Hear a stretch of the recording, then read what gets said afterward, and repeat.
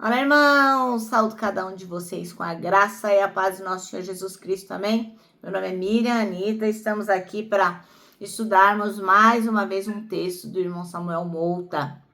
Esse texto chama-se Uma Igreja Unida e Focada e foi escrito para o Manancial, que é um livro publicado pela União Feminina Missionária Batista do Brasil, que oferece mensagens escritas através da palavra de Deus, que é a Bíblia, com o objetivo de inspirar, confortar, fortalecer e edificar a vida espiritual de nós todos. Como eu sempre gosto de dizer, eu não sou pastora, não sou missionária, não sou teóloga, não sou nada. Eu sou apenas uma irmã como vocês, gosto de ler a Bíblia, gosto de fazer o devocional. Então, o vídeo é feito de forma mais simples. Eu leio e conto para os irmãos aquilo que eu entendi, tá bom? Quero já avisar os irmãos que fiquem com a Bíblia aberta em Atos 15, nós vamos ler de 12 a 30. São muitos versículos, então já deixa aí no esquema, tá bom? Peço também que compartilhem este texto, este vídeo, para que outras pessoas venham a saber da palavra de Deus e possam se interessar pela Bíblia. Bom, agora vamos orar e pedir ao Senhor que nos mostre o que precisamos aprender. Ó Senhor, em Teu nome pedimos a Tua bênção, pedimos que Tu cuides de nós, pedimos que Tu nos ensines o que precisamos aprender e que em aprendendo nós possamos compartilhar as Tuas verdades eternas. É o que te pedimos em nome de Jesus. Amém. Bom, irmãos, então o texto que leremos é Atos 15, vamos ler do 12 ao 30. Vamos lá.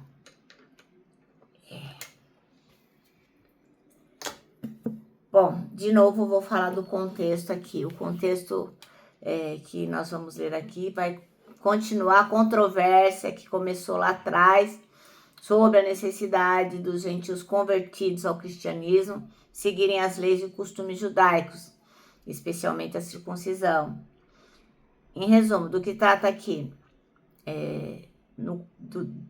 de ouvir o testemunho, né? Após o irmão Pedro ver esse vucu-vucu aí, ele faz um discurso e todo mundo ouve atentamente o discurso do irmão, o testemunho do irmão Paulo, o testemunho do irmão Barnabé, sobre os sinais e maravilhas que Deus havia realizado entre os gentios no meio dele. Também a gente vai ver aqui que Tiago era o líder ali da igreja em Jerusalém. E aí ele, para não ficar nem para um lado nem para outro e não deixar de seguir as recomendações de Jesus, ele propõe uma solução para essa questão, né, sobre seguir as tradições, não seguir as tradições. Ele diz que as escrituras, especialmente lá em Amós 9, de 11 a 12, eu vou até ler para vocês que vale a pena. Diz assim, ó, naquele dia levantarei a tenda caída de Davi, consertarei o que estiver quebrado e restaurarei as suas ruínas. Eu a reerguerei para que seja como era no passado, e para que meu povo conquiste o remanescente de Edom e todas as nações que me pertencem. Então, quem era Edom, né? Para que o Senhor aqui está incluindo? Era um povo pagão, gentil. Então, isso prova que nós também estamos incluídos aqui e que Jesus se importa com a gente e que a palavra prevê a nossa inclusão, a inclusão dos gentios por Deus, né? Na igreja de Deus, no corpo de Cristo.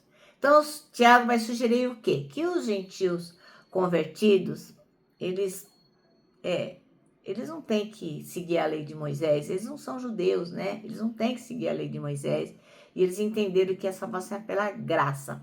Mas ele pede o quê? Para evitar confusão, para que haja paz entre eles, que eles não façam certas coisas com as quais os judeus se ofendem de morte, como comer carne dos animais sacrificados a ídolos, como comer carne com sangue, como comer carne de animais estrangulados, imoralidade sexual. Então, para que o irmão não se escandalize, o pastor Tiago, o irmão Tiago, fala, olha, então vamos fazer assim, ó, vamos nos abster dessas coisas.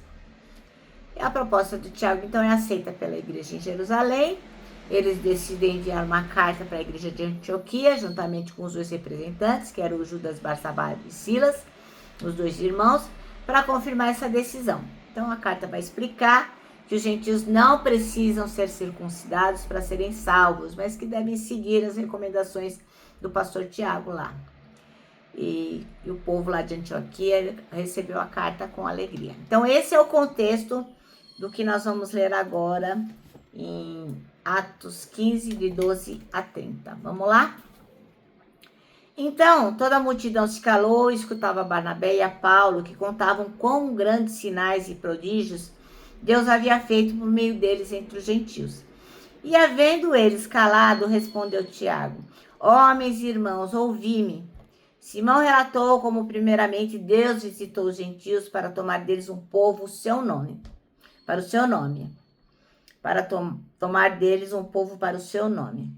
E com isso concordam as palavras dos profetas, como está escrito: Depois disso, voltarei e reedificarei o tabernáculo de Davi, que é referência lá a Amós, que eu acabei de falar para os irmãos, que está caído. Levantá-lo-ei de suas ruínas e tornarei a edificá-lo, para que o restante dos homens, que é o pessoal lá do Edom, né? Busque ao Senhor. Se todos os gentios sobre os quais o meu nome é invocado, diz o Senhor, que faz todas estas coisas. Conhecidas são a Deus desde o princípio o mundo e todas as suas obras. Por isso julgo que não se deve perturbar aqueles entre os gentios que se convertem a Deus. Mas escrever-lhes que se abstenham das contaminações dos ídolos, da fornicação, do que é sufocado e do sangue. Porque Moisés, desde os tempos antigos, tem em cada cidade quem o pregue, a cada sábado é lido nas sinagogas. Então pareceu bem aos apóstolos e aos anciãos, com toda a igreja, eleger homens entre eles e enviá-los com Paulo e Barnabé a Antioquia, a saber, Judas, chamado Barsabás, e Silas, homens distintos entre os irmãos. E por intermédio deles escreveram o seguinte: Os apóstolos e os anciãos e os irmãos, aos irmãos entre os gentios que estão em Antioquia e Síria, Cilícia, saúde. Porquanto ouvimos que alguns que saíram dentre vós os perturbaram com palavras e transtornaram as vossas almas, dizendo que deveis circuncidar-vos e guardar a lei, não lhes tendo nós dado mandamento. Pareceu-nos bem, com reunidos concordamente, eleger alguns homens e enviá-los a vós como os nossos amados Barnabé e Paulo, homens que já expuseram as suas vidas pelo nome de nosso Senhor Jesus Cristo. Enviamos, portanto, Judas e Silas, os quais, por palavras, vos anunciarão também as mesmas coisas. Na verdade, pareceu bem ao Espírito Santo e a nós não vos impor mais encargo algum, senão estas coisas necessárias: que vos abstenhais de coisas sacrificadas aos ídolos, e do sangue, e da carne sufocada, e da fornicação, das quais coisas bem fazeis se vos guardares. Bem vos vá.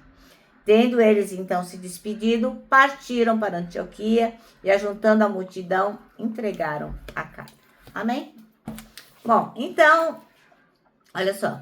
O nosso texto chama-se Uma Igreja Unida e Focada, e o versículo escolhido é o 28, que diz: Pois pareceu bem ao Espírito Santo e a nós não impor a vocês maior encargo além dessas coisas essenciais. Diante desse contexto aí, dessa reunião, desse concílio que teve lá em Jerusalém, o irmão Paulo e o irmão Barnabé se portaram de forma bastante sábia. Ora, eles tinham trabalhado pra caramba para evangelizar, para formar as igrejas, para desenvolver uma cultura realmente cristã e missionária. E por conta disso, pelo amor ao Senhor, eles se mantinham, se empenhavam para quê? Para que todo mundo ficasse unido, com comunhão e com foco na missão de pregar a palavra. Só que, lógico, sempre tem, né, uns chatonildos que surgiram lá para quê? Para criar confusão, para desviar o foco e para dividir a igreja. Ora, ele não podia deixar essa bola passar. Eles foram lá e se posicionaram. A partir do versículo 12 que a gente acabou de ler, a gente vai vendo eles contando os milagres feitos por Jesus, os sinais que Deus enviou e o que ele tinha feito entre nós lá, entre os gentios, né? Pessoas como nós, que não eram judeus. Então, percebe a estratégia, a inteligência, a intenção do irmão Paulo e do irmão Barnabé. Por quê? Os caras estavam querendo tirar a igreja do foco.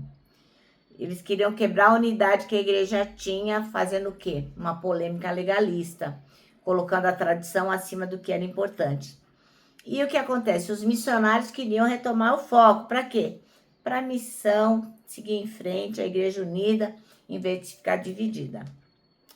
Perceba, então, que isso serve para nós nos dias de hoje. Então, quando a gente vê e ouve o que Deus tem feito na obra missionária, quando a gente se envolve pessoalmente na evangelização e no discipulado das pessoas, quando a gente realmente testemunha do poder transformador do evangelho na vida da gente, a gente não vai perder tempo com questões polêmicas que vão dividir e nos desviar do nosso foco, que é Jesus. Então, o nosso manancial termina assim, ó. Não deixe nada distrair você do propósito de Deus para a sua vida, que é multiplicar discípulos.